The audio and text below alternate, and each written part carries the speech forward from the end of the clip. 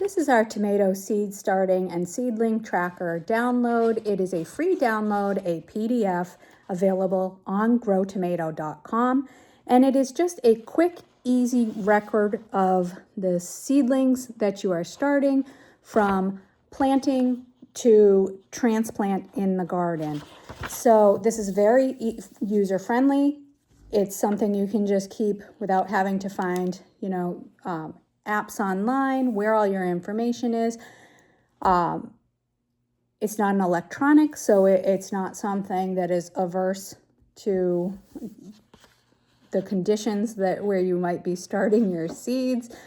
Might get a little water, might get a little dirty, but that's okay too. I like to put these on a clipboard with a plastic notebook page cover, kind of the pocket style that you can slip things into, which you could also do, but I usually use that just as a cover to keep it clean and dry, but be able to reference it. So I would start on this tracker with the growing year. This is 2026. And then what we have here is a space for the variety, some notes about that variety that you might want in addition to what's at the top, and on down the line.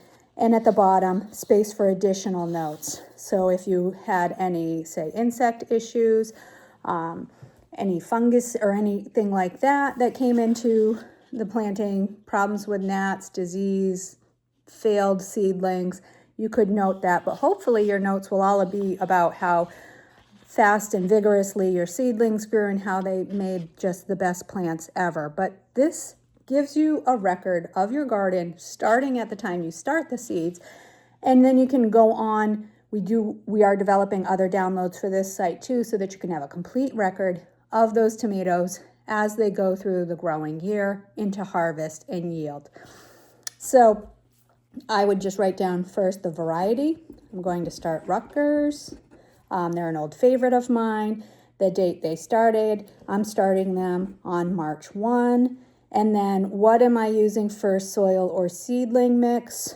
I'm going to use black gold, because all of these are good notes to have. If you find your seedlings aren't thriving this year, it might be good to be able to go see what were they planted in, things like that. And then, different categories we have here are date sprouted. So I would note when they came up. That'll tell you, are they germinating quickly? Did they not germinate well at all? Did it take a long time for the few that germinated to grow up? You might put additional notes down below. Say, maybe I would write that I used a heat mat. That could be relevant information to see, because say I did that on the Rutgers, but maybe I didn't do it on the Celebrity.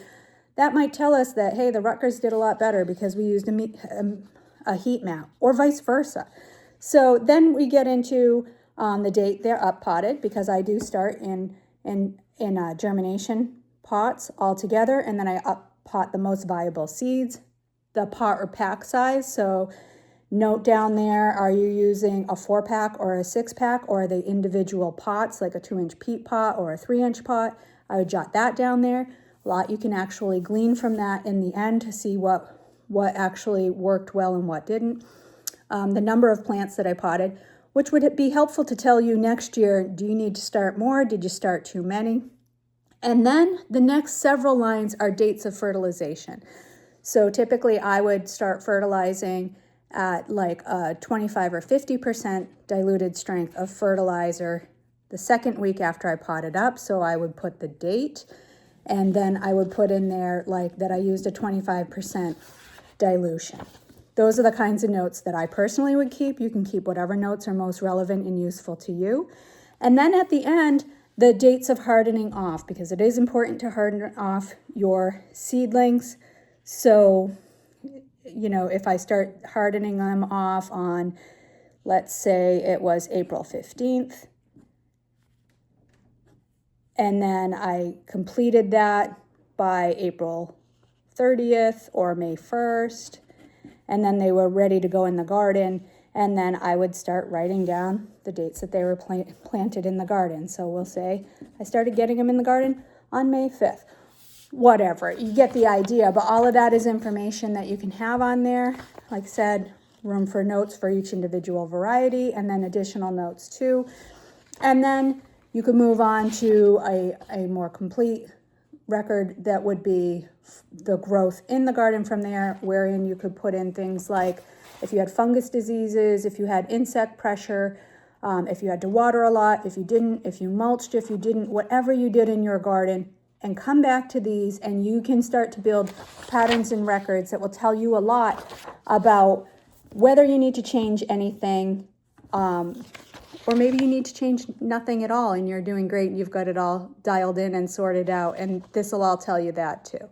So I hope that these are useful resources. We'd love to hear about it. If there are other downloads that you'd like to have developed for your tomato garden, pop it in the comments and we'll work on getting that out to you too. Like I said, free PDF download. Everyone should be able to just download it and print it. You can even save it so you can print more copies, or just come on back to growtomato.org and download them anytime you need a new copy. Thanks for being here. We'll see you next time. Happy growing.